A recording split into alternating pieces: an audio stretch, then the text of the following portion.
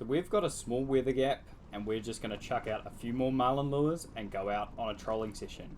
Maybe this time we can hook up to one of those special fish. Yeah, that's enough. We headed out to about 80 metres and set north towards Cape Kidnappers again, as most of the marlin were being caught in this area. I set up the deep diver as that had been working really good last time on my Speedmaster 16.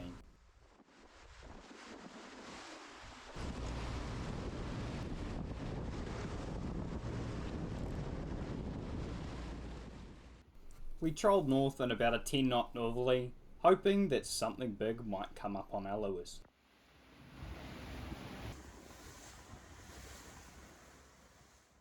As we arrived to the 130 metre mark off of Cape Kidnappers, the dolphins and birds were there in huge numbers. Surely a tuna wouldn't be far behind them. Ooh, big run. That's better. That Halco lure once again had proven itself as the winner, and another tuna was screaming off into the depths.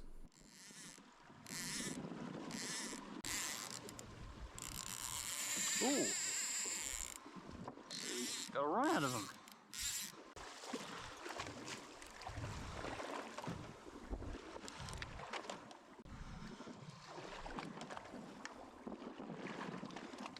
It's just gonna need a moment. It's an albie. Go on.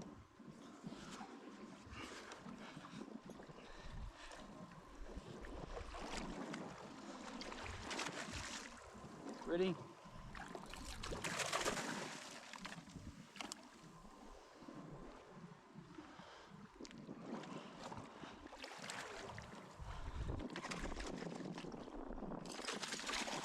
Just leave him there for the moment. Straight in. Yep. With fish in the area, it was time to get that lure straight back out. With the tuna in the bin, I gave it a quick jab in the side to get the blood flowing, and then packed plenty of ice in next to it to cool the fish down.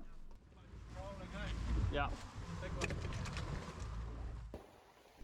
Just inside where we are, you can see Cape Kidnappers.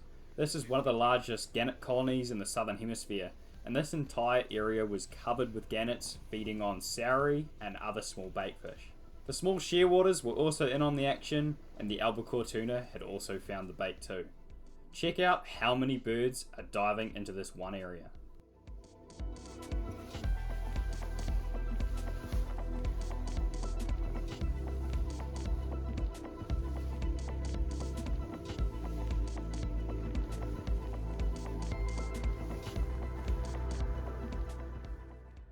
Now I wonder what's going on under the water.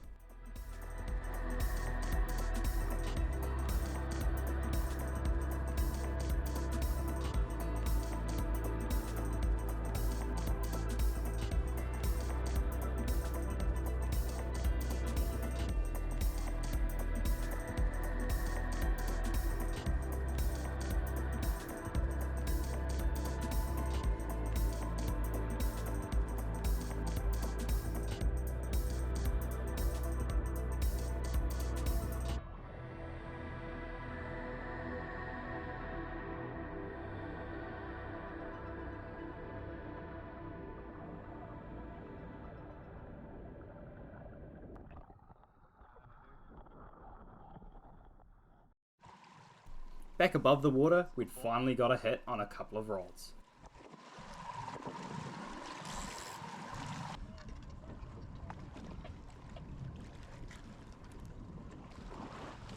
Was it a skippy? That is a skippy. Nice. No, I'll get the net.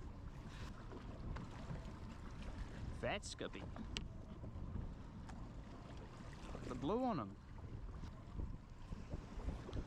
Below he is. Ooh.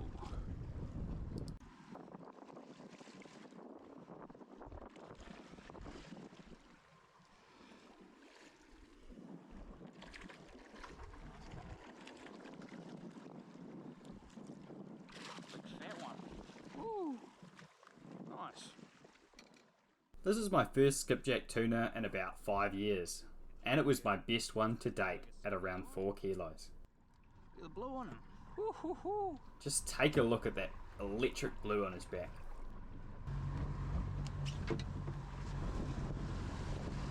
Wow.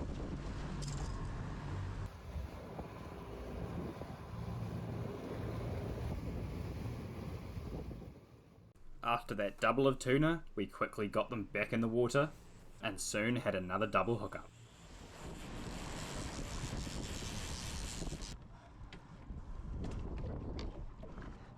Yeah, little. With plenty already secure, we got these tuna in nice and fast and handled them on the leader before pulling them in the boat.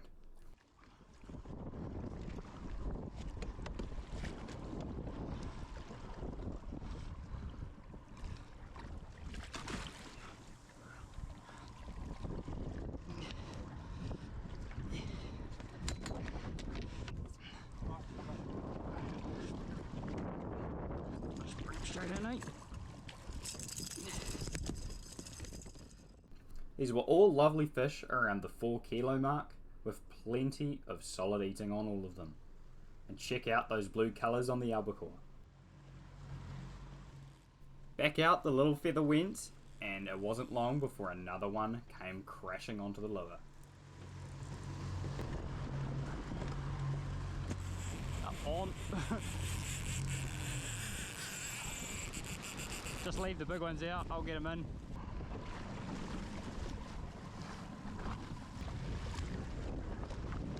Little one. Well, not that little.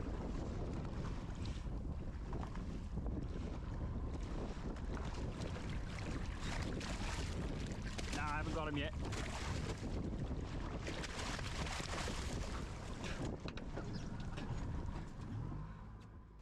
And with that final little bullet going straight into the bin, it was time to start heading home. We left the gannets feeding hard as the wind had begun to pick up to around 15 knots from the north. We left the big marlin lures out as we slowly meandered home with the wind building to around 20 knots from the north.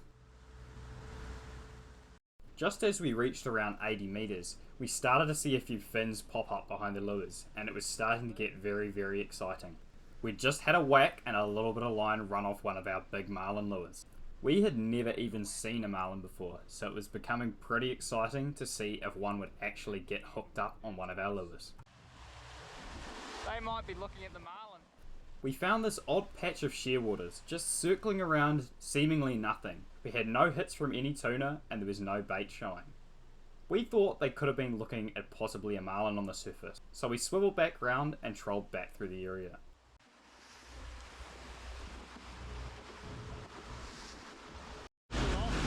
No, he dropped it. Yeah, that's 100% marlin, that one. I didn't get it on the camera, but we had our first real look at a marlin coming in on the left lure and giving it a big smash. Come on. Had it. He hit that one first, obviously. Oh, that's our third shot. Come on. Oh wait, was that him coming back?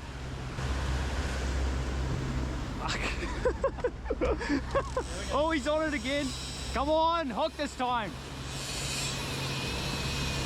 That's it. That's it. It's on 15. Come on, hook up. Yeah, you can slow down a little bit now.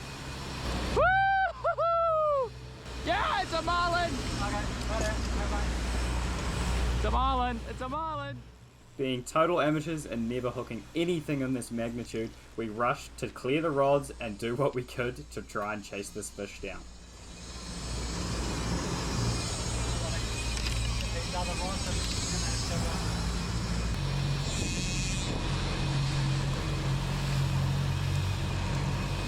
Oh, f***ing hell.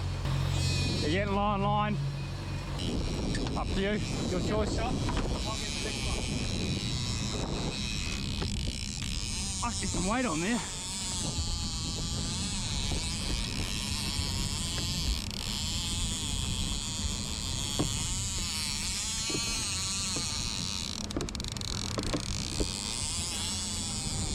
We're on the 15 kilo, eh?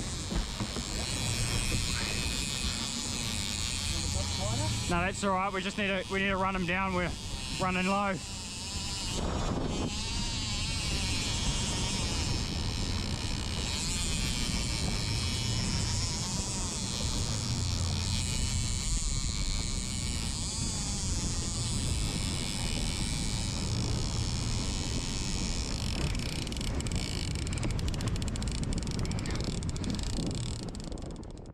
Through the chaos of not quite believing what we'd just done, hooking a marlin, we lost a lot of line trying to clear the other lures out of the way. We'd finally just got turned around and heading towards where the fish had gone, which was probably about 600 meters away at this point. The weather was building even stronger, so it was going to be a tough prospect to try and chase this fish down.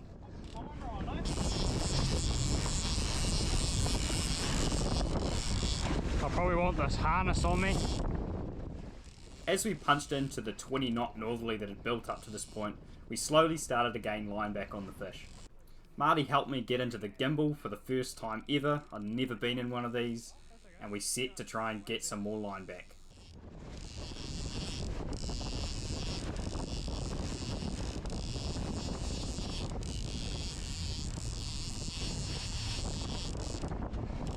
Had to be the shittest conditions, eh? Always.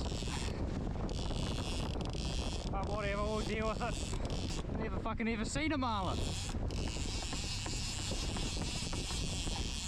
Left hand down. Just keep it tight. Quick.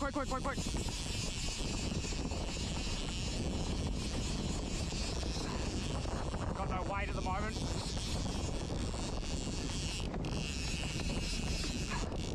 Nah, he's still there.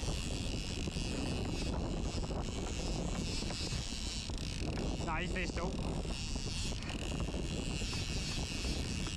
Yeah, we're still tight. Yep. Yeah, watch out the back, he might jump. Yeah, that's enough. Yeah, more right.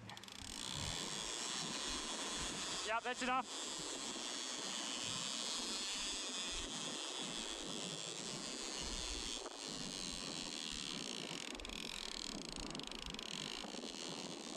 Jump, buddy, jump!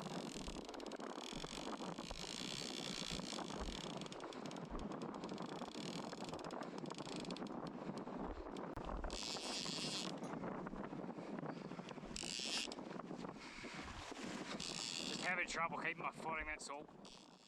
The stabilization on the GoPro doesn't make it look it, but it is very, very rough and very hard to stand up. So I was just trying not to fall over while hooked up to this fish.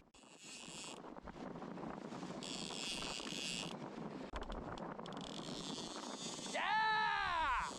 There he is.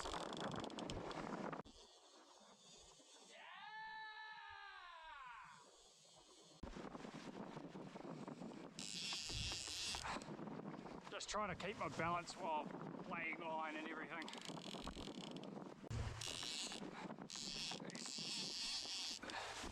Yeah, just look at the bill going all over the place.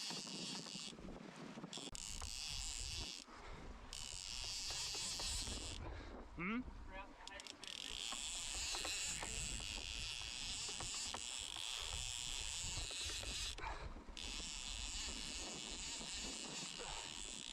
Getting close.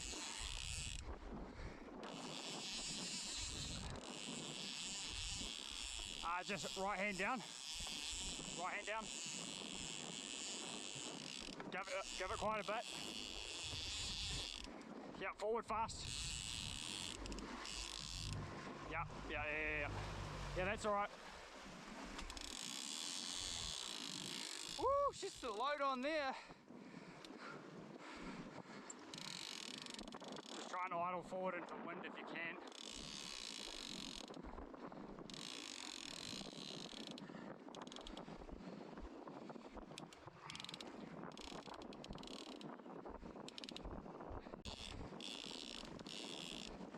Straighten up.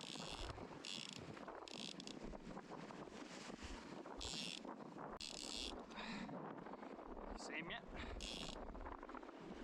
Can't be far away.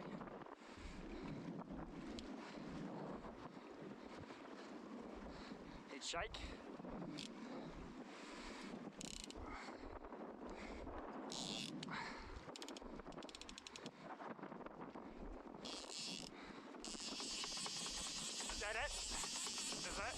it. Gone. Ah!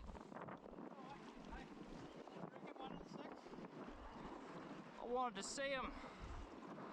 And after all of that, 35 minutes on the fish, What happened? barely even got to see him out the back of the boat, and that was it. It was all over. Oh. Hello. We just lost him. No. It was a pretty tough boat ride home.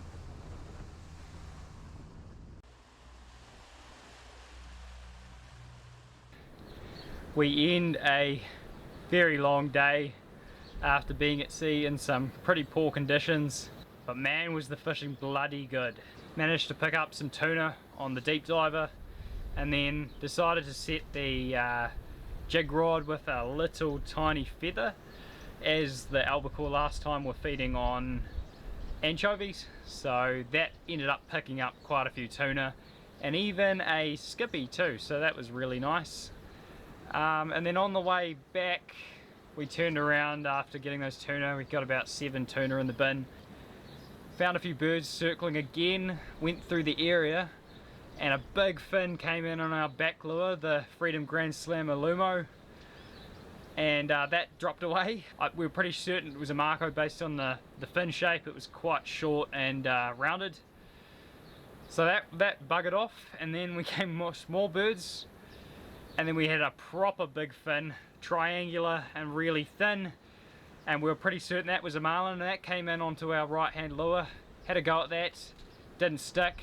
By the time we got to about 80 meters, we were wondering if it was worth pulling the gear in, and I turned to Marty and said, nah, water's really good. Water temperature's 20.6. Let's leave them out. We're not making that much ground because of the sea conditions. Kept them out. Had another fish fly in onto the right with its fin right up, and we were 100% sure this one was a marlin. It came in, whacked it, went away, and we're like, bugger, it's gone. Then it comes back up the middle, drops back, and then we turn, and I had my head rolling at that point because we'd just seen the fish, and he cracks into the 15 kilo set on the left hand side and probably pulls about 400 meters of line off the reel. I turned to Marty and go, are you in? Are you gonna grab the rod? And he's like, nah. So I was very lucky to jump on the rod. Did a few jumps way out the back, and the footage wasn't amazing, but I'll do my best to zoom in on whenever it crashed out of the water. So I've very much got that imprinted in my head, just based on the full fish out of the water, greyhounding along. Didn't really get a good look at it, but he came in a bit closer. We were starting to gain a heap of line and got all our line back up to the edge of the boat, and with about 10 meters to go, and we still hadn't seen the fish up close, the line went slack and away he went, and we didn't even get a proper look at him. And I'm quite disappointed because I wanted to have a good look at the fish just before we let it go. So very exciting times. First marlin I've ever been hooked up to, and in pretty trying conditions on stand-up gear and the slop. I'm just gonna run you through a couple of the tuna that we got, then I'll get to filleting. I need to get them done before it's dark. I'll just bring you over this way and get us into some sun. So all of our albacore today were a little bit smaller. It's that sort of 3 to 4 kilo mark. Just nice eating sized fish. Pretty happy with how this went in the end. So I haven't caught one of these in probably, how many years has it been? It's been nearly 5 years. I think the last one was in 2018. Really awesome blue colours. This one's got awesome blues still on him because he's been on the ice, so he hasn't really lost any of his colour, so really sick.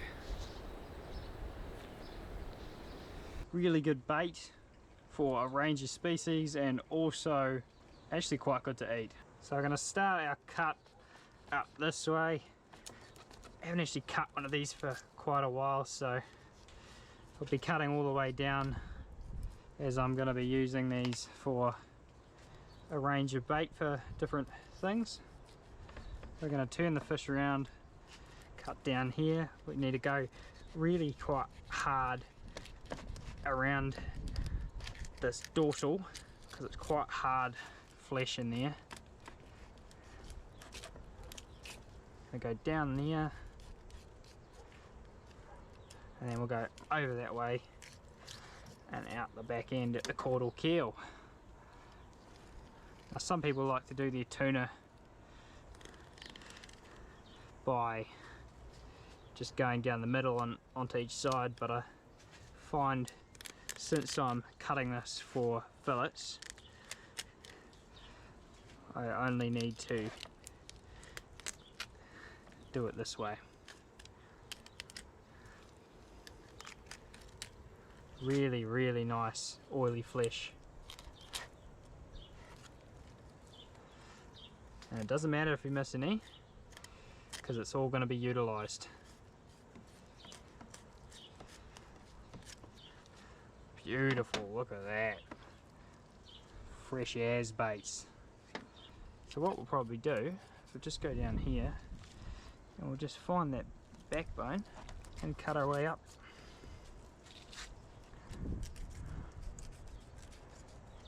Still got that beautiful blue colour in the back.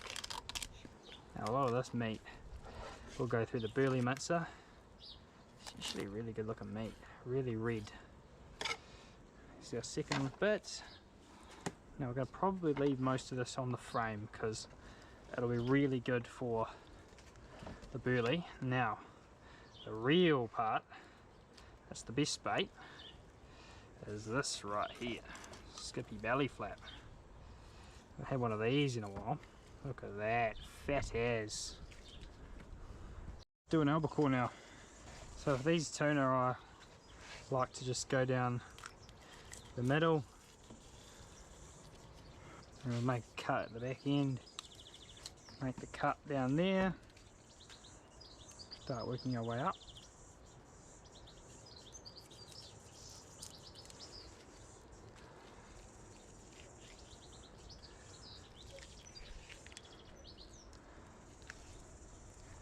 Yeah, nice and set this one. Do a nice big cut up this way.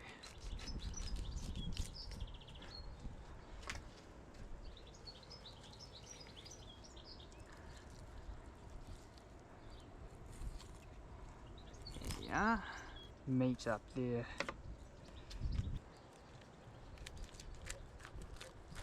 Through the pin bows. Now I'm pretty amateur at tuna. I don't catch too many of them because they're a seasonal fish for us, and even less so for me being a kayak angler. So we're doing our best. Sure, you guys will have your own ways that you fillet these. We'll just pop the other side off real quick.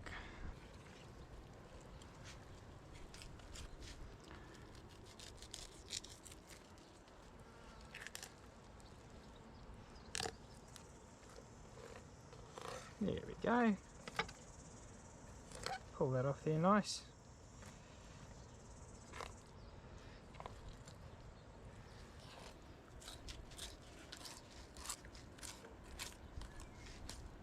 There we are. That wasn't too shabby at all.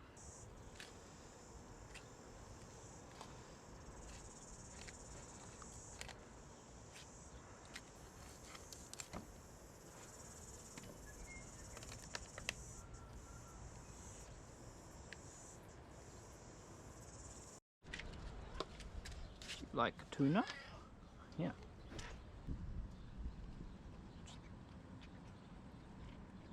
Do you like tuna? Oh. Yum. We're all done. Got probably half a year's worth of tuna baits ready to go now. Just pop these down. And that's going to be it for today's video. Man, I never thought that was going to happen in a million years. Marlin off Hawke's Bay. Next time, we're going to get him. Have a good one.